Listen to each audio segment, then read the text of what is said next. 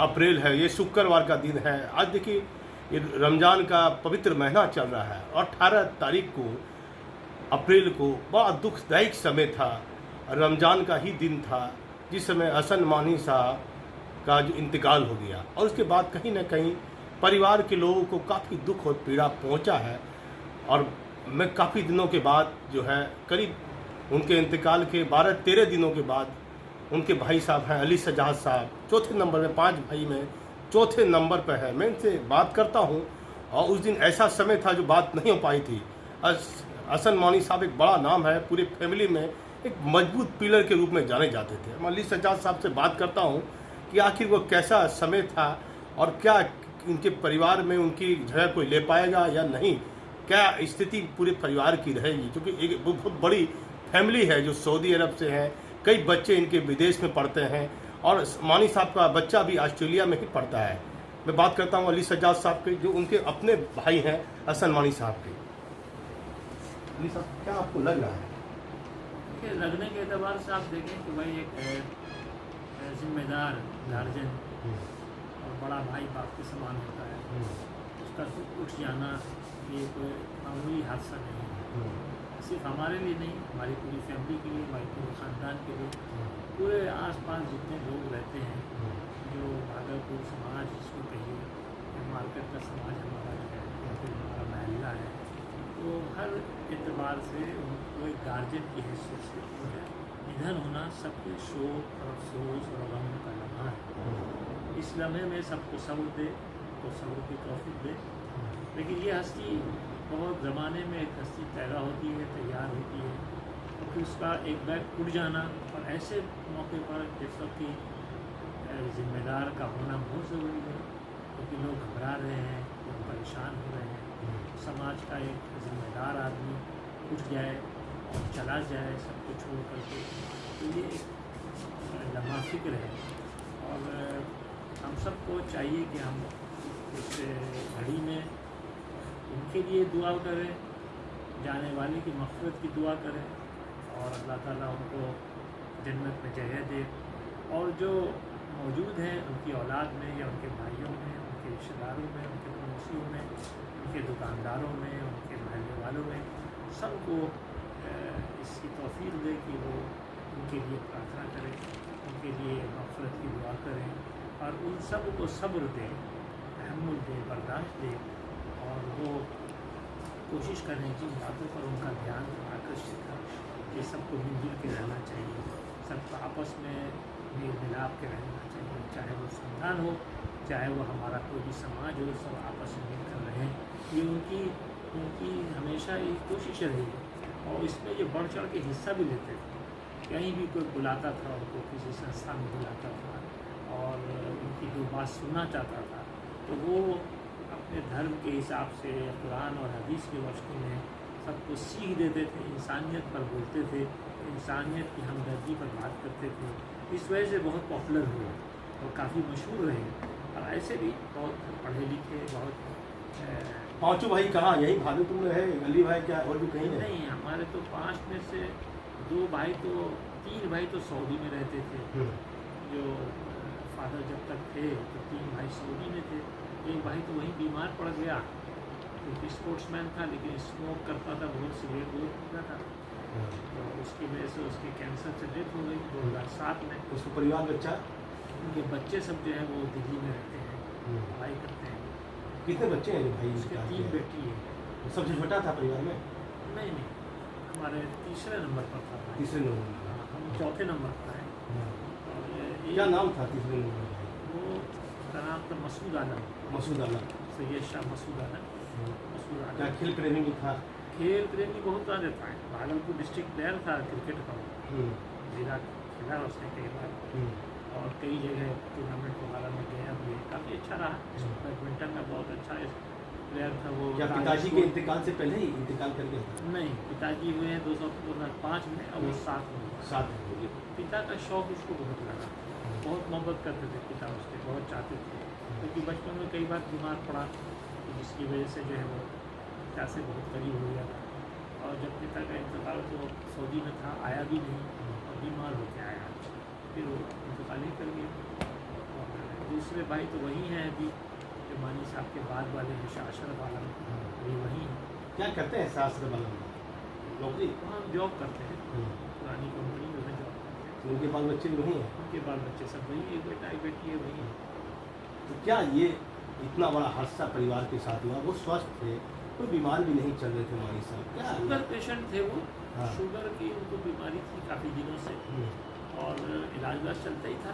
लेकिन इस वक्त जो सीज़न था फीवर का, फीवर उनको भी आया। तो फीवर में हुआ क्या कि उनको उनके बेटे को भी फीवर था, और घर में कई लोगों को तो क्या कोरोना वोरोना उनकी बीमारी जो फैली हुई कोरोना है? नहीं था, कोरोना 2 दिन पहले टेस्ट करा था, हाँ। और वो निगेटिव आया। लेकिन उनका जो है बुखार से और शुगर लो हो गया। शुगर लो के साथ कई बार हुआ था, जिसकी वजह से वो बेहोश भी हुए थे। और हम लोग को पूरा यही है कि वो लो का 1 बजे रात में कोई ध्यान नहीं दिया, और वो तुरंत झटपट ये हो गया। कब अंतिम बार आपकी कब बात हुई मानी साहब से? हमसे तो 2 दिन 3 दिन पहले हाँ। मुलाकात हुई थी, हाँ। सलाम कलाम भी हुआ था। वो बिस्तर पर थे रहते हुए हम दरवाजे पर से उनसे बात। लेकिन उस दिन 1 बजे रात में हम जब सफर में तो बात के हम लोग गए, हम लोग यही समझ रहे थे कि लो शुगर से, लो शुगर तो नुकसानदेह होता है, लेकिन वो कोलैप्स कर गए थे। तो फिर भी हम लोग बहुत कोशिश किया, प्रयास किया, पुशअप किया, लेकिन कुछ नहीं हुआ। तब ले गए उनको हॉस्पिटल। 18 तारीख को सुबह 1 बजे? 1-1:30 बजे। कहाँ, कौन हॉस्पिटल ले गए? और गोकुल ले गए। हाँ। गोकुल में जाकर दिखाया, वहाँ उसने जो अपने मुमकिन हो सकता था प्रयास किया, लेकिन फिर बोला कि नहीं, कोई चांस नहीं है, ये डेथ तक चलेगी। यह बीमारी या उनको शुरू से दिक्कत कब से हुई है? नहीं, वो तो 10-12 साल से उनको शुगर पेशेंट थे, 10-12 साल से थे। उनको भी, उनकी वाइफ को भी शुगर है, हमारे फादर को भी था, मदर को भी है, हमको भी है। तो शुगर तो हमारे ग्रैंडफादर को भी था।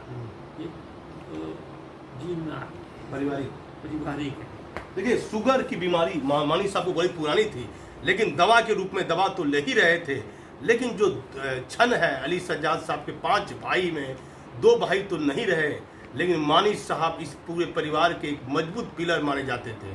उनकी कमी तो कोई नहीं ले सकता है। लेकिन कुछ मैं क्षण पूछूंगा सज्जाद साहब की, कुछ ऐसे क्षण होंगे जो याद आपको आते होंगे मानी साहब के साथ? कभी तो आपने खेला कूदा होगा, बहुत सी बातें होगी जहन में आपके। हम लोग के बड़े भाई थे, बड़ा भाई तो बाप के समान होता है। आदर और अदब हमेशा रही है उनके साथ, हमेशा ख्याल करते रहे हम लोग, कभी वो भाई बहनों का, और हमेशा आपस में मोहब्बत।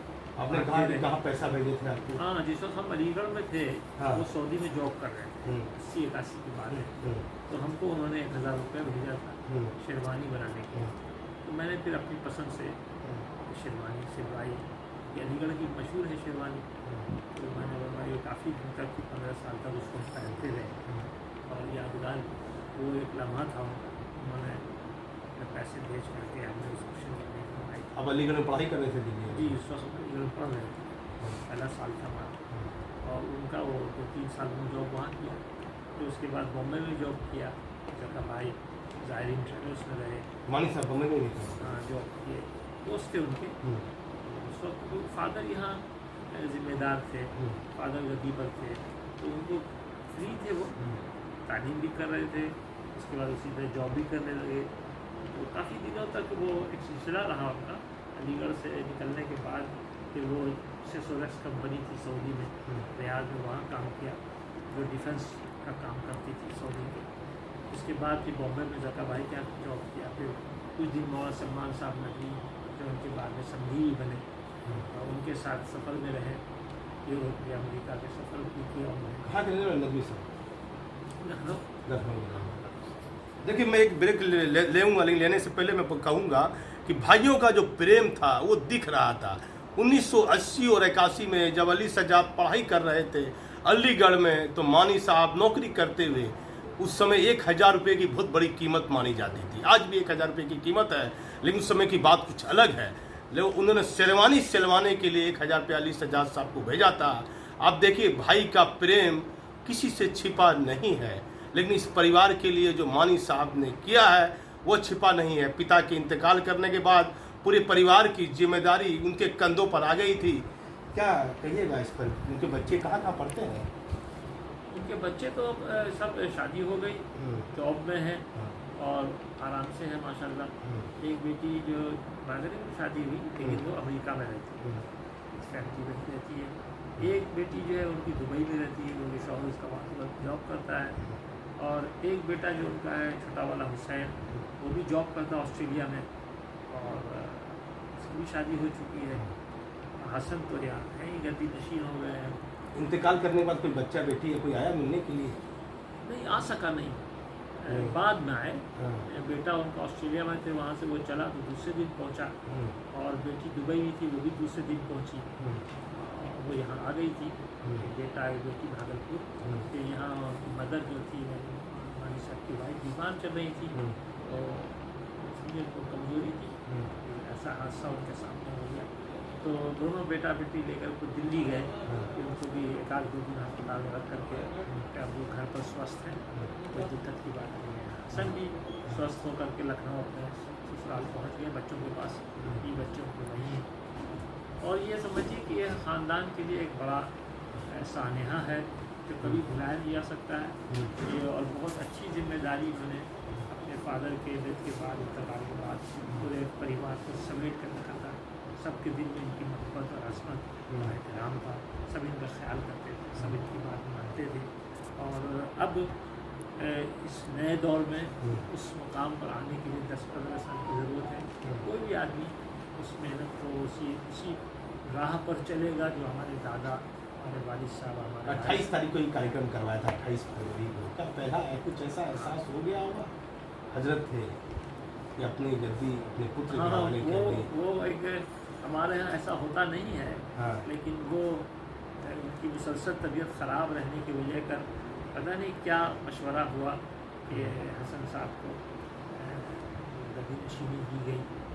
और ये एक बैग हमारे लोगों को मालूम, एक बैग पड़ा, लेकिन अब उन पर इसका भी कुछ असर था, ये नहीं पता चलता है कि भाई, हालांकि ऐसा हमारे यहाँ हुआ नहीं होता है। हमारे दादा के बाद ही हमारे फादर का चयन हुआ था और फादर के डेथ के बाद हमारा हसन मानी साहब का चयन किया गया था। और ये पहले समझिए कि 40 दिन 45 दिन पहले ये प्रोग्राम हुआ और काफ़ी भव्य प्रोग्राम हुआ और शानदार प्रोग्राम हुआ। पता नहीं किसी की नज़र लग गई जो दुर्गाही बन गया, तकलीफ बन गया। बस अल्लाह ताला हम सब पर रहम करे और इस ख़ानदान पर, इस औलाद पर और यहाँ के बच्चों पर सबको सही समझ दिया कर दिया। क्या कार्यक्रम 40वां दिन के बाद कुछ कोई कार्यक्रम भी उनके नाम से होगा, कोई बड़ा कार्यक्रम? अभी तो समझिए कि हसन भी यहाँ मौजूद नहीं है, रमज़ान चल रहा है और 40वें तो होता है, 40 दिन के बाद एक प्रोग्राम होता है और उम्मीद तो होगा, ऐसा उम्मीद हमको है ज़रूर प्रोग्राम होगा। और समझिए कि वही 30 मई तक। 30 मई। देखिए ऐसा कम होता है। गद्दी नशीस की बात कीजिए, हजरत का जब गद्दी नशीस किया जाता है तो लोग इंतकाल के बाद पराया करते हैं, लेकिन हसन मानी साहब एक ऐसे नेक दिल इंसान थे। ऊपर वाले के फरिश्ते जिसे आप कहते हैं कि नेक दिल इंसान, अल्लाह ताला कहीं ना कहीं नेक दिल इंसान, उनको पहले ही महसूस हो गया था, क्योंकि ये कुछ दिन पहले, कुछ महीने पहले उन्होंने अपने पुत्र हसन साहब को गद्दी नशीस की दी थी। और भाईचारा का पैगाम को लेकर एक बड़ा कार्यक्रम भागलपुर में अपने शाह मार्केट में करवाया था। जो लखनऊ के नदवी साहब हैं, उनके अपने रिश्तेदार भी हैं, संबंधी भी हैं, वह भी इस कार्यक्रम में आए थे। लेकिन लगातार भाईचारा का एक संदेश देने का काम पूरे बिहार में वह करते थे हसन मानी साहब। उनके इंतकाल होने के बाद पूरे बिहार को कहीं ना कहीं एक बड़ी क्षति तो पहुंची है, इससे इनकार नहीं किया जा सकता है, क्योंकि दोनों समुदाय के लोगों को आपस में भाईचारा को एक करने का काम करते थे। तो क्योंकि भागलपुर में 89 के दंगे के बाद जो स्थिति बनी थी उसमें हसन मानी साहब के परिवार की बहुत बड़ी भूमिका रही। इन्होंने आपस में भाईचारा दोनों समुदायों के बीच बनाने के लिए शहरी क्षेत्र में और ग्रामीण क्षेत्र में कहीं ना कहीं लॉकडाउन के दौरान भी कहीं ना कहीं अच्छा काम किया है।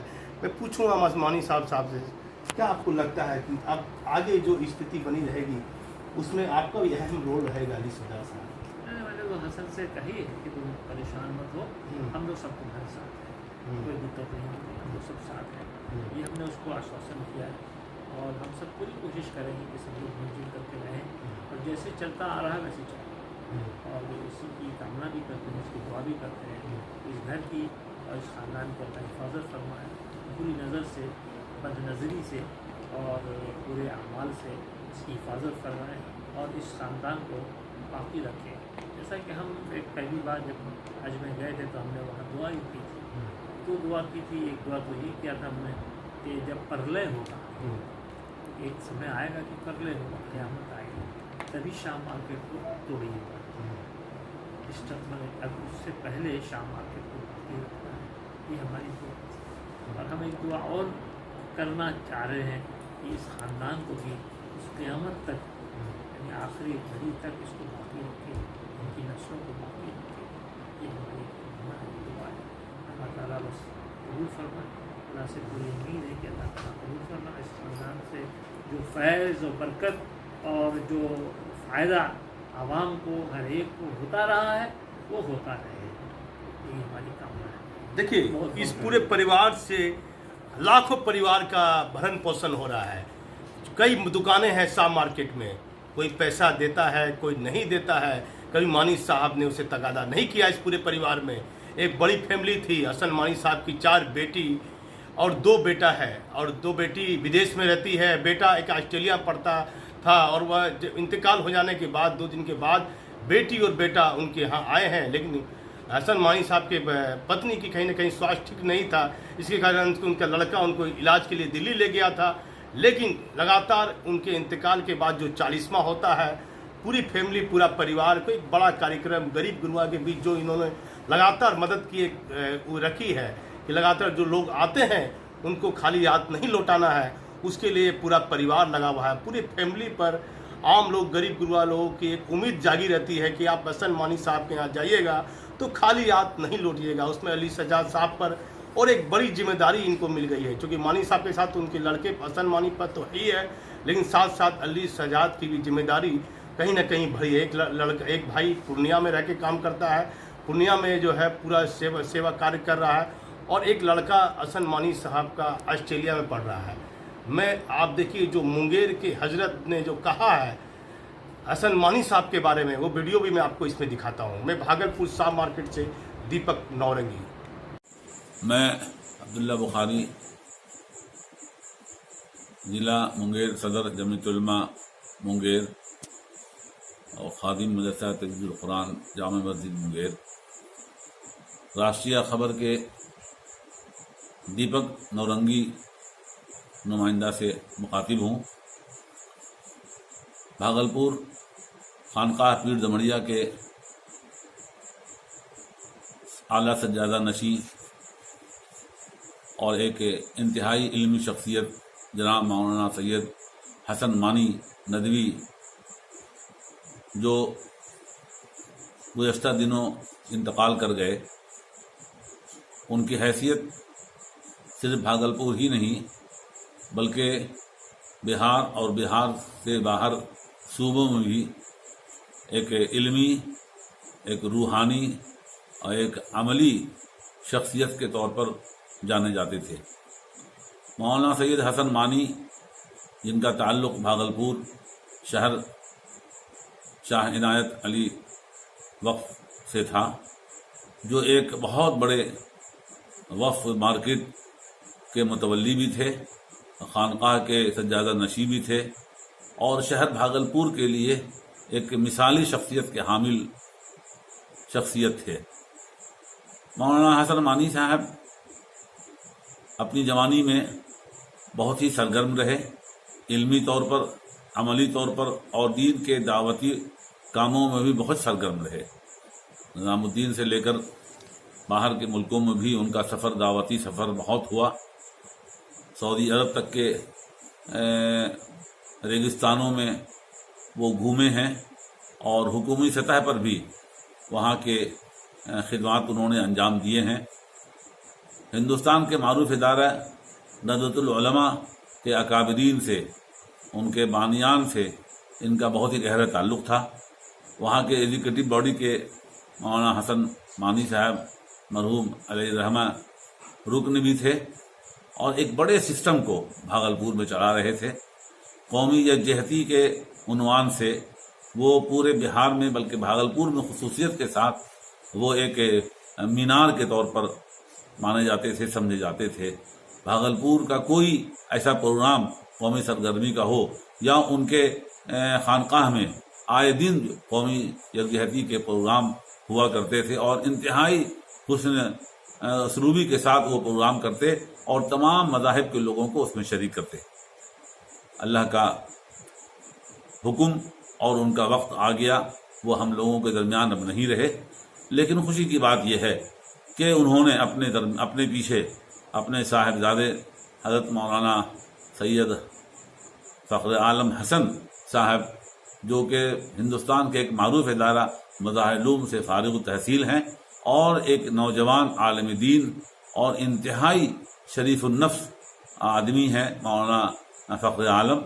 उनको अभी पिछले 1-1.5 महीना पहले अपनी खानकाह की तमाम जिम्मेदारियों से उनको सरफराज किया हसन मानी साहब ने और 27-28 फरवरी को एक सूफ़ी कॉन्फ्रेंस बुला करके मौलाना फ़ख्र आलम हसन साहब को उन्होंने खानकाह की सारी जिम्मेदारी उन्होंने सौंप दी और एक बड़े प्रोग्राम के ज़रिए इसका जो है पूरे हिंदुस्तान में इसका जो है एक ऐलान के तौर पर और एक प्रोग्राम के तौर पर जो है ये बताया गया कि मौलाना हसन मानी साहब ने अपने बहुत ही साहिब सज्जादा और इंतहाई मौजू शख्सियत का उन्होंने इंतखाब किया और अपने साहिबजादे को उन्होंने, और मौलाना हसन फ़ख्र आलम हसन साहब खुद भी एक बड़े इल्मी शख्सियत के हामिल हैं और बहुत ही शरीफुन्नफ्स के साथ साथ बड़े सरगर्म हैं।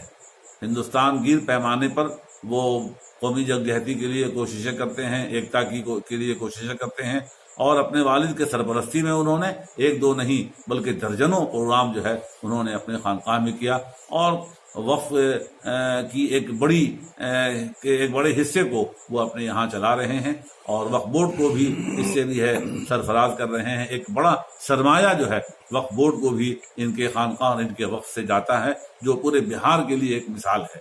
मैं समझता हूँ कि बिहार में जो खानकाहें हैं, जो वक्फ औलाद रजिस्टर्ड वक्फ हैं, शायद इतना यहाँ से शाह इनायत वक्फ स्टेट से जितना वक्फ बोर्ड में सरमाया जाता है, शायद किसी खानकाह से इतनी बड़ी रकम जो है वो वक्फ बोर्ड को उसके ताउन के तौर पर जाता होगा जितना कि खानकाह पीर दमड़िया शेख इनायत अली वक्फ से है जाता है। और वक्फ बोर्ड के लिए भी एक बड़ा सरमाया है भागलपुर पीर दमड़िया खानकाह और वक्फ सैयद इनायत अली। तो मैं चाहता हूं कि इसी तरह जिस तरह खानकाह पीर दमड़िया और वक्फ सैयद शाह इनायत अली साहब के यहाँ से वहाँ पटना सुन्नी वक्फ बोर्ड में जाता है, और भी खानकाहें इसी की तकलीद करें और अपने यहाँ वक्फ स्टेट से एक बड़ा हिस्सा जो है वक्फ बोर्ड को भी जाए, ताकि मुसलमानों के और जो काम हैं या वक्फ बोर्ड के जरिए से जो फलाही काम चलाए जा रहे हैं उसमें एक बड़ा ताउन जो है खानकाहों का और इन वक्फ स्टेटों का हो सके। मैं एक बार फिर मौलाना के जुदा होने पर अपने गम का इजहार करता हूँ और मौजूदा सज्जादा नशी मौलाना सैयद फ़ख्र आलम हसन साहब के लिए नेक तमन्नाएं और नेक दुआओं का जो है मैं तोहफा उनको पेश करता हूँ और उम्मीद करता हूँ कि अपने वालिद की जगह को वो अच्छी तरह संभालेंगे और बहुत ही खुश असलूबी के साथ खानकाह पीर दमड़िया और खानकाही रिवायत को जो है वो कायम रखते हुए मुल्क में एक कौमी यकजहती के एक माहौल को मज़ीद और फ़रोग़ देंगे। अल्लाह तबारक व तआला इसकी तौफ़ीक़ उनको भी दे और हम लोगों को भी उनके लिए अपना दफ़्त ताउन बढ़ाने की भरपूर तौफ़ीक़ अता फ़रमाए। वस्सलामु अलैकुम व रहमतुल्लाहि व बरकातुहू।